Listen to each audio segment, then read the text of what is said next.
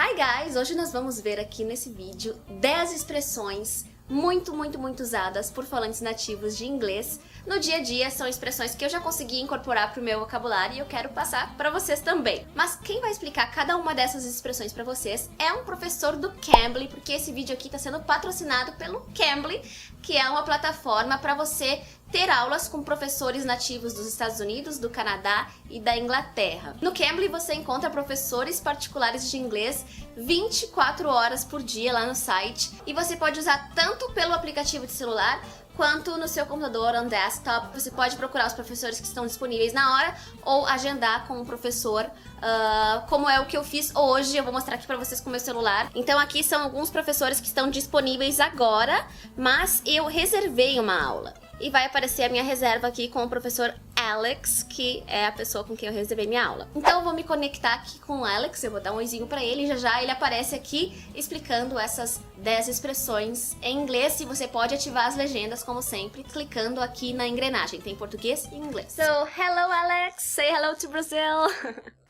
Hi Carina, hi Brazil. Is it your first time on a Brazilian YouTube channel? Yes, this is definitely my first time on a Brazilian YouTube channel. And where are you from? I'm from the UK. But do you live in the UK now? No, right now I'm living in Mexico. Around me here is Mexico. This is what Mexico looks like. Alex is here to help me explain some very common expressions in English, and he's going to give us some examples and so on. So the first one, Alex, is 24/7. What does it mean and when do you use it? Alright, 24/7 is an expression that we use when we want to say that something is happening or available all the time, literally all the time. 24/7, I mean, you can guess it means 24 hours, 7 days a week. So I could say that shop is open 24/7. Or you could use it in another kind of more informal situation, like that guy plays video games 24/7. Okay, so could you say like full-time as well? Yeah, full-time is another, it's kind of a synonym. So the second one is sick and tired. Então, sick significa doente e tired significa cansado, mas essa expressão junta significa uma coisa totalmente diferente. And Alex is going to explain this to us now. Yeah, you're right. Sick and tired doesn't exactly mean the sum of its parts. Like, sick means you're unwell, tired means like sleepy or exhausted. If you put them together in this expression, it kind of means that you're just fed up with something. Like something is getting on your nerves, or you've been putting up with it for a long time and you just want it to go away, or you want to change. Like you're sick of your job, you're sick and tired of always arguing with your family or with your girlfriend or boyfriend. I'm sick and tired of this. Então significa basicamente, acho que a gente podia traduzir como tô de saco cheio, não aguento mais, I'm sick and tired of it. Terceira expressão é like the back of my hand. So what does it mean? Okay, like the back of my hand is an expression that we use as a follow-up to saying how well you know something. It means you know it very well. It's not really used to say how well you know a person. I couldn't say I know him like the back of my hand. But we use it for places. You know, I could say I know the city like the back of my hand. And obviously we use the back of our hands as an example because it's something that we carry around with us every day. It's something so familiar to you, you almost forget that it's not a part of you. Something like that. Então, em português, a gente fala como a palma da nossa mão, como a palma, né? Em inglês, é like the back of your hand. É o contrário, você conhece como essa parte aqui da sua mão. Mas significa conheço tudo muito bem, ou conheço algo como a palma da minha mão, muito bem. So, expression number 5, já que a gente tá falando de hand, de mão, tem a expressão give me a hand. So what does give me a hand mean? Now, to give me a hand, it should not be taken literally. You're giving somebody some help, or a bit of advice, or usually some kind of physical help. Like you need help with something that's too much for you to manage. Could you please give me a hand? It's like, could you please give me some help? That's all. Me dá uma mãozinha, me dá uma mão aqui. And the fifth one, a quinta expressão agora, tem a ver com um sino. Me bate um sino. It rings a bell. What does ring a bell mean? Yeah, this one can be a little bit confusing for some English learners. To ring a bell is something that is done by something somebody says. Somebody will say something and you can say, that rings a bell, because it means it rings like a bell in your head and it reminds you of something. You think you have that memory, but you're not saying, yeah, exactly. You're not saying, I remember for sure. It's more like a kind of vague recollection, like, that kind of rings a bell. Yeah, if someone mentions the name of a song or the name of a movie or the name of a book or maybe a story in the news, yeah, I think I read something about that, or I think I might have seen that. It rings a bell. You're not sure, but you think you remember. Yeah, so em português é algo como, não me é estranho, esse nome não me é estranho. That rings a bell. Então tem esse sentido. Expression number 6 is, I'll keep you posted. When do you use this kind of expression?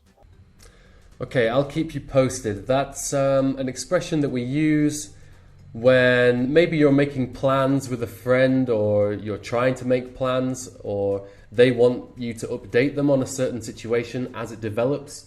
Basically, I'll keep you posted means I'll let you know when I know something more. You know, maybe about my availability, about my plans, or about when there are developments in a certain situation. Either a social situation or a bigger situation like a news story or something. I think probably journalists say this to one another, like, I'll keep you posted when there's more news or something like that. Então é algo como, eu vou te manter informado, eu te conto quando eu souber, algo assim. A 7ª expressão que eu escolhi é to be under the weather. O que será que isso significa? Okay, so under the weather is an expression that confuses a lot of English learners, because if you try to do a literal translation, you would have no clue what this means, right? What it actually means is when you're feeling a little bit ill or you're lacking energy, you're just not feeling well. It's not used for when you're feeling seriously ill. For example, if you called your boss and said, I'm not coming to work today because I'm feeling a bit under the weather, I don't think they would take you very seriously. We kind of use it to say, well, I'm just not feeling 100%. That's basically what it means. I'm feeling under the weather, or I am under the weather today. Então significa algo como, não tô muito legal hoje, não tô legal, tô meio ruinzinha.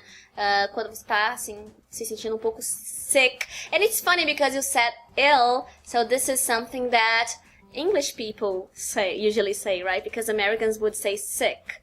I think we use sick as well in the UK, but sick means like a kind of, you feel nauseous, and ill just means you have some kind of ailment. Like if I had a cold or the flu, I wouldn't say that I felt sick, because that's something I associate with, like, oh, I feel like I'm going to throw up or something like that. But ill is just, yeah, for a general ailment. Yeah. A 8ª expressão me soa um pouco formal, mas eu já ouvi muito, então vou já tirar essa dúvida com ele se é algo muito formal, que é without any further ado. Okay, without any further ado, this is probably not something you're going to hear in everyday speech very much, but people do kind of just throw it in sometimes when they're feeling like it's kind of a playful phrase, because maybe it was more commonly used a bit earlier in our history, you know, with people introducing shows, people introducing people who are going to give a speech or something like that. It's a kind of a phrase that means, okay, without any further delays. That's another way of saying this, right? You can say without any further delays, or without wasting any more time. It's just a way of saying that adds a bit of kind of pomp and ceremony to the way you're speaking. Expressão número 9 agora, to cut to the chase. Alright, to cut to the chase is a pretty long phrasal verb that means basically to get right to the issue at hand. Like, let's not waste any more time. Let's cut to the chase. Let's deal with what we're here to deal with. You know, another way of saying it is actually a direct translation of what you would say in Portuguese, ir direto ao ponto, which means to get right to the point. It means the same thing. E agora a 10ª expressão finalmente é it's a rule of thumb. Thumb eu já ensinei no meu Insta Story, se você não me segue aqui. Thumb é esse dedo aqui. Por isso que eu peço thumbs up nesse vídeo aqui, já pode dar um thumbs up. Mas o que é uma rule of thumb? Okay, a rule of thumb is kind of like a default rule that you have for doing a certain thing or dealing with a certain thing. Like when you don't know many details about a certain situation, you apply your rule of thumb. Okay, that's your basic rule which you think applies in most situations. So an example might be, maybe in cooking or something, you're going to cook rice, all right? And many people have lots of different methods for cooking rice. People would say, okay, well, my rule of thumb is that I put 2 parts water and 1 part rice or something like that. It's a rule of thumb for making rice. Maybe other people have different rules of thumb, and it's quite a personal thing. I have my rule of thumb, somebody else has a different rule of thumb.